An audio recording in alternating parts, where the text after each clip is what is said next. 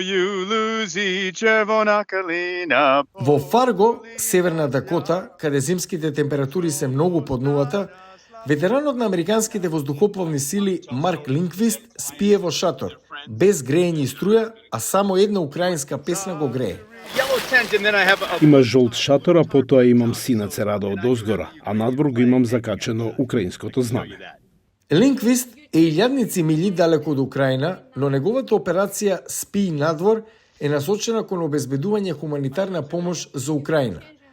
Ноќите ги минува во шатор, патува во блиските градови и села за да собере облека за украинците и да објасни зошто е важно да се помогне. This is what one man brought. One man can do that. Значи ги предизвикувам граѓаните да посегнат во своите джебови да ја поддржат каузата за слобода, како што правеа моите баба и дедо пред 80 години за време на Втората светска војна.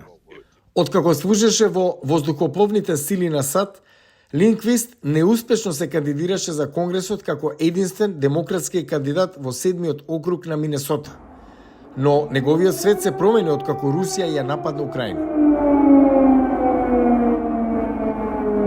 Линквист беше во Лавов, Украина, за прв пат само неколку недели по инвазијата, носејќи помош со облека и лекови.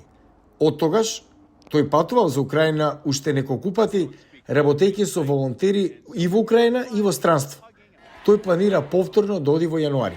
As soon as we raise enough money. Штом ќе собереме доволно пари и доволно резерви, се враќаме и ги доставуваме. Бевме во Донбас, јас живеев во Харков, живеев во Днипро. Навистина бев насекаде освен во Керсон и Одеса. Линквист вели дека неговата операција Спи надвор покажува колку се тешки условите за украинците денес.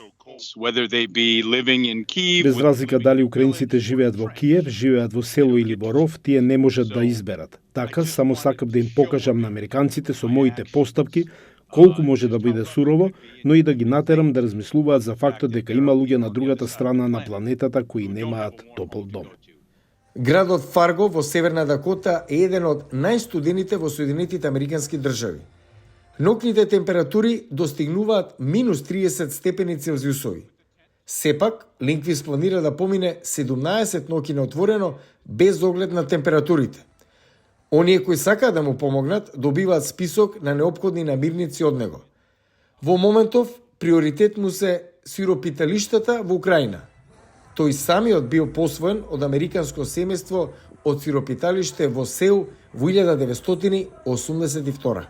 Oh, you Lucy, червона калина, покулилася.